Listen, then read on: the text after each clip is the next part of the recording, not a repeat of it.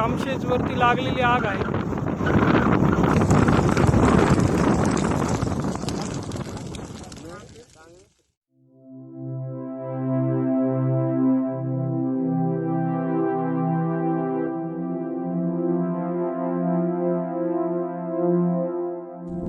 महाराष्ट्रभर जंगल डोंगरांना मोठ्या प्रमाणामध्ये वनवे लागलेले आपण पाहतो।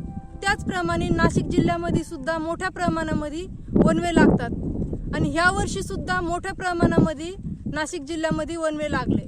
तरी येथील ह्या डोंगराला लागलेला वनवा येथील पंचकुशीतल्या लोकांनी मिळून मोठ्या कष्टाने आणि हिमतीने हा वनवा विझवला आणि मोठ्या प्रमाणामध्ये पर्यावरणाचं रक्षण केलं। या वनव्यातून जंगली पशु पक्षी असतील यांचं जे अतोनात नुकसान झालेलं आहे। आता हे क्षेत्र बऱ्यापैकी रानडुक्कर इथे आपल्याला पाहायला मिळतात। त्यानंतर बिबट्या प्रवण क्षेत्र आहे। तर या आगीतून बरेचसे बिबट्या असतील, मादी बिबट्या असतील, त्यानंतर बिबट्यांची लहान पिलं असतील, हे सगळे या वनव्याने त्यांच्यावर आघात झालेला आहे की पर्यावरणाची किती हानी झाली आहे, पशु पक्षी वन्यजीवांची किती हानी झालेली आहे। लागल्यावर नेमकं होतं काय तर ज्या दुर्मिळ वनस्पती आहेत, म्हणजे ही वनस्पती मला कळतंय की मी जेव्हा लहान होते तेव्हा ही आमच्याकडे असायची। तेव्हापासून मी कधीच ही बघितली नाही, ती कुठंच मला बघण्यात नाही आली। पण ती आता आम्ही इथं आलो तर ही वनस्पती सापडली।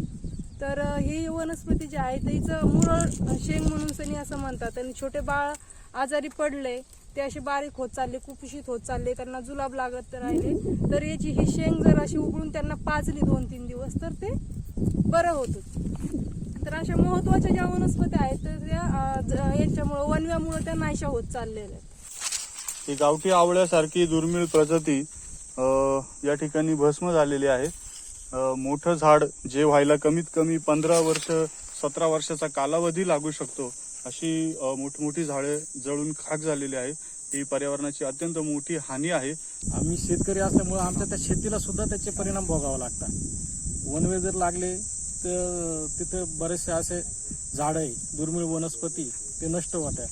सरपटणारे प्राणी त्यांची पण मग जीवनचक्रच बदलून जातं आणि याचा परिणाम निसर्गावर होतो। यांची गरिबाचीच नुकसान झाली, ते गवत जळून गेले त्यांचं पूर्ण। जंगलाच्या आधारे म्हणजे आपण गाय राहणे म्हणजे सुट्टील राहणे ना वरती, जेवढं फॉरेस्ट आहे तेवढं नाही, तेवढं मोकळं आहे। त्या वाचा डोंगर सगळ्या गाईला ठेवली, गुरांना ठेवली। पण मग पावसाळ्यापर्यंत गवत राहत नाही, त्याच्यात पुढलं खाऊन टाकेल राहतं, मग हे सासून ठेवावं लागत पावसाळ्यासाठी असं। दरी गावाच्या आसपास भरपूर असे जनावर आहेत, तर त्या जनावरांसाठी चारा हा ह्या डोंगर परिसरामध्ये आहे। तर तो चारा त्यांना ह्या 2-3 महिने पुरावा ह्या हेतूने तो वनवा विझवण्यासाठी आम्ही खूप मेहनत केली। ज्या दिवशी आग लागली त्या दिवशी साधारण 2-3 तासानंतर असं आम्हाला कळालं की जी आग लागली होती ती वन विभागाच्या अधिकाऱ्यांनी काही कर्मचाऱ्यांनी ती विझवली। मात्र तसं प्रत्यक्षात नव्हतं, ती आग शाबूतच होती, जिवंतच होती। पण आगीने जेव्हा रुद्र रूप धारण केलं तेव्हा गावामधील जे तरुण लोक आहेत, जे ज्येष्ठ लोक आहेत, ते ज्या ज्या प्रकारचे साहित्य आहे, साधनं आहे, ते साधनं घेऊन आम्ही जेव्हा डोंगरावर गेलो तेव्हा एवढ्या मोठ्या भयानक आगीच्या समोर आम्ही आमच्या परीनं जितकी आग झोडपता आली तेवढीच आग झोडपून विझवली।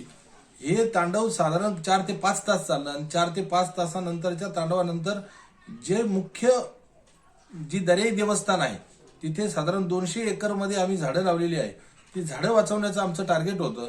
त्या 200 एकरच्या झाडाच्या परिघामध्ये ती आग येऊ न देणं यासाठी आम्ही जिकरीचे प्रयत्न केले आणि त्या प्रयत्नात आम्ही यशस्वी ठरलो। त्या झाडांच्या आजूबाजूला इतर झाडे जोपासली जात नाही। आमचा प्रयत्न असा आहे की येणाऱ्या काळामध्ये तिथं पूर्णपणे भारतीय प्रजातीची सगळ्या प्रकारची झाडं लावून ती जोपासली जावी अशा पद्धतीने आम्ही प्रयत्न करतो। साधारणतः पुण्याच्यामध्ये आता 4,500 प्लस झाडं आम्ही टाकलेली आहे। त्यामध्ये करवंदाची 1150 रोपं आम्ही तयार करून तिथे जोपासना करतो। डोळ्या देखत लागणारा हा वनवा कोणी विझवत नसतं। यावेळी या स्थानिक मुलांनी दरी, गवळवाडी, रामशेजच्या पायथ्याला असलेले मुलं, त्याच्यानंतर शिवकार्य गडकोट संवर्धन संस्था वृक्षवलीच्या कार्यकर्त्यांनी ह्या वनवा विझवण्यासाठी आपला जीव धोक्यात टाकला। अशा कार्यकर्त्यांचा सत्कार आणि सन्मान व्हावा या दृष्टीने शिवकार्य गडकोट संवर्धन संस्थेने त्यांना प्रमाणपत्र दिले आणि या ठिकाणी वनवा आम्ही तुम्हाला हा दाखवतोय, ही दहाकता कुठेतरी थांबली पाहिजे।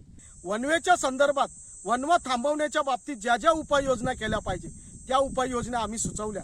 यात पहिली उपाययोजना होती आधी सह्याद्रीच्या पर्वतरांगातील डोंगर, जंगल, घाट एकूण गडकिल्ल्यांचा परिसर हा वनरक्षकाच्या माध्यमातून सुरक्षित केला पाहिजे.